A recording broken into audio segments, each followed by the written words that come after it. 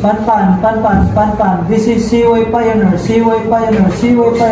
We are a cargo vessel experiencing engine failure. Our position is latitude 42 degrees 30 seconds north, latitude 61 degrees 10 seconds west, and we are drifting. We are in the busy ship lane and require assistance to prevent collision. No injuries reported, but we need help with towing or to get the engine restarted. Over. Seaway Pioneer, this is Coast Guard 12. We have received your pan. Acknowledge your position and status.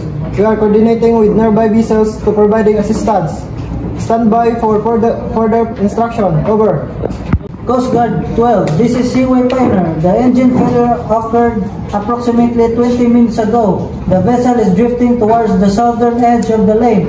We have deployed an anchor, but it is not holding, and the current is strong. We are prepared to accept assistance with towing or restarting the engine. Over. Seaway Pioneer, this is Coast Guard 12. Roger that. A nearby tugboat is on its way to assist with towing. Stand by on Channel 16 for further updates. We will coordinate with the tug crew. Over. Coast Guard 12, understood. We will remain on Channel 16. Please expedite the assistance. Seaway Pioneer out.